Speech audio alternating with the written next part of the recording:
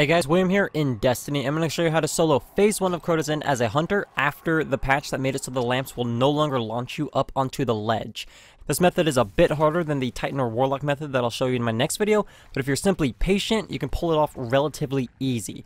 This is the class build that I'm using, and this will require you to have your Bladedancer leveled up nearly all the way, which hopefully even you gunslingers out there have been swapping to when turning in your bounties. I have pretty much everything geared towards Cloak, Crouch for Cloak, Punch for Cloak, Super for Cloak, and it all lasts longer with the Shadowjack perk. I am fast forwarding through a lot of this, but that's because I have Weighted Darkness times 10 on most of the time, and it makes it incredibly slow to watch. Now as you can see from the video, I'm basically sticking to the far right side and moving while I'm cloaked. There's plenty of rocks to stop behind and conceal yourself when it runs out, but don't get ahead of yourself and push up too far. There's a few key things you'll need to remember to do. Make sure you're crouching when uncloaked if there's any enemies on your motion tracker. Stop and crouch as much as you can and recloak after you've gained a bit of distance. So if you went from one point of cover to another, stop and let your cloak refresh. It's better to be a little bit patient rather than having to start over entirely. Do not activate any lamps. When you do, Thrall just flood over to you or new ones end up spawning.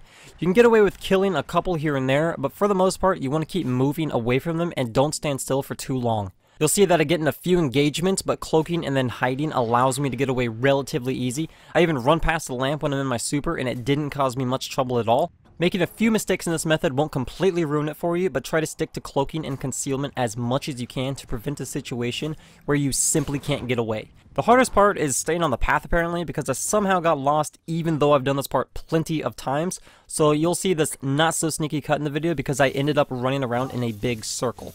But when you do get to this part and have the initial spawn location on your left, you'll have a bit of a different experience than the cheese method up here.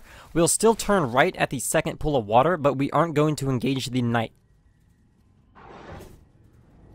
After we pass him and move straight up to the second lamp, instead of going towards it, we'll need to move to the left side towards the ledge because Thrall may have spawned up here. Now you might have gotten lucky and avoided all of the Thrall entirely, but it's better to be safe than sorry.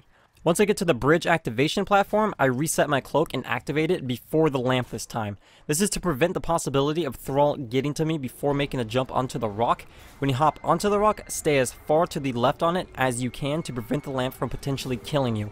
From this point on, it's the same as the pre-patch method, and we just need to wait for the single ogre to spawn and then take him out.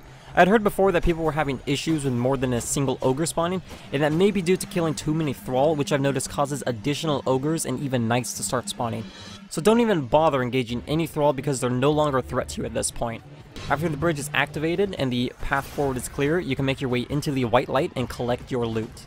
I hope you guys enjoyed this video, and if you did, hit that like and subscribe button. It really does help me out. You'll also be able to see when I upload my next couple of videos showing you an easy Titan and Warlock method in this phase, along with an easy Phase 2 method post-patch. I'll see you next time.